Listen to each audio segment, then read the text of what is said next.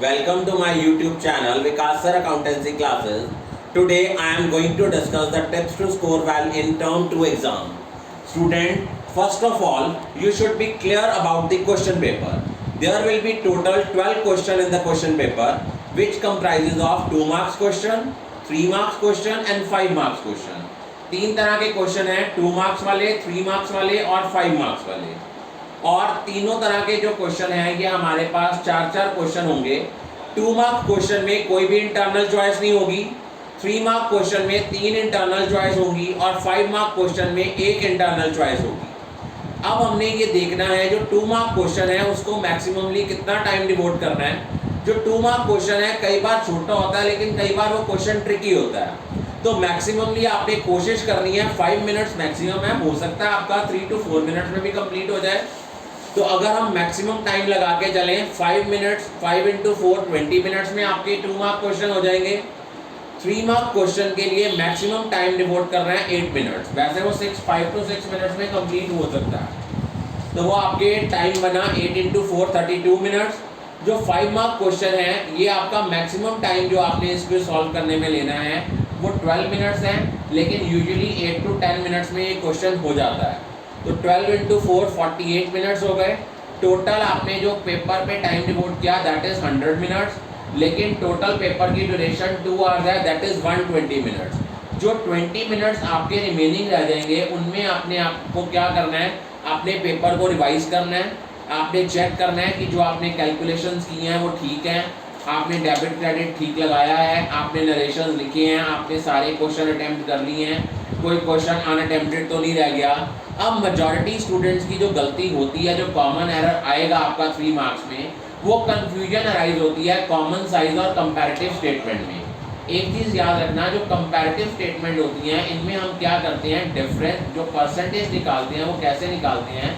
सबसे पहले हम कैलकुलेट करते हैं absolute difference, current year figure में से प्रीवियस ईयर फिगर माइनस करते हैं, और परसेंटेज कैसे कैलकुलेट करते हैं, जो एब्सोल्यूट डिफरेंस आता है उसको हम प्रीवियस ईयर फिगर के साथ डिवाइड कर देते हैं। लेकिन जो कॉमन साइज इनकम स्टेटमेंट है या कॉमन साइज बैलेंस शीट है, कॉमन साइज इनकम स्टेटमेंट में अगर हमने कोई भी परसेंटेज कैलकुलेट करनी है तो हमने रेवेन्यू फ्रॉम ऑपरेशन को बेस मानना है, और अगर कॉमन साइज बैलेंस शीट है और परसेंटेज कैलकुलेट करना है तो टोटल ऑफ एसेट्स और लायबिलिटीज को बेस मानना है। अब इस बार वाले जो बच्चे पेपर में अपेयर हो रहे हैं, आपको पता होना चाहिए कि इस बार जो हमारी आंसर शीट है उसमें फॉर्मेट्स बने होंगे, जर्नल के भी और लेजर के भी। तो 17 से जो 24 नंबर पेज है वहाँ जर्नल के फॉर्मेट होंगे, 25 ऑनवर्ड्स आपके लेजर के फॉर्मेट्स बने होंगे। लेकिन अगर आप क्वेश्चन पहले अटेम्प्ट कर रहे हो, स्टार्टिंग में कर रहे हो, तो आप फॉर्मेट खुद भी ड्रॉ कर रहे हो, खुद ड्रॉ कर लोगे। एक चीज़ याद रखना, जब भी जर्नल एंट्रीज आनी है नरेशन जरूर लिखना है। और एक सबसे इम्पॉर्टेंट टिप जो है कि आपने अपने क्वेश्चन पेपर को, जो आपको 15 मिनट्स मिलेंगे, थॉरली क्वेश्चन पेपर को रीड करना है। आपने मैक्सिमम टाइम अपना क्वेश्चन पेपर के ऊपर कंसंट्रेट करना है। आपने उसमें चॉइस जो है वो देखनी है, चूज करनी है कि इंटरनल चॉइसेस में से आपने कौन सा क्वेश्चन अटेम्प्ट करना है, और अपने माइंड में वो आपने पेंसिल से वहाँ टिक लगा लेना है कि आपने ये अटेम्प्ट करना है, ताकि जब अटेम्प्ट करने बैठो तो आपका टाइम जो है वो वेस्ट ना हो। और मैक्सिममली आपने कोशिश करनी है कि जो भी पेपर आप अटेम्प्ट कर रहे हो आपने उनके वर्किंग नोट साथ साथ बनाने हैं। आपने क्वेश्चन ऐसे अटेम्प्ट करना है जैसे आप जो है इवैल्यूएटर को समझा रहे हो, क्योंकि जितनी आपकी वर्किंग एलैबोरेटिव होगी उतना आपके जो है वो अच्छा स्कोर आएगा, इम्पैक्ट आपका अच्छा आएगा। और आपने कटिंग्स को अवॉइड करना है, स्पेशली अमाउंट्स में। और जैसे आपका 50 लाख की अमाउंट आती है, 1 करोड़ की अमाउंट आती है, जीरोस का ध्यान रखना है। यूजुअली स्टूडेंट क्या करते हैं, वो जीरोस जो है वो कम लगा देते हैं, ये चीज़ें ध्यान में रखनी है आपने। और एक स्टूडेंट के माइंड में ये बड़ा क्वेश्चन आता है कि अगर आंसर फ्रैक्शन में आ गया मेरा क्वेश्चन गलत है।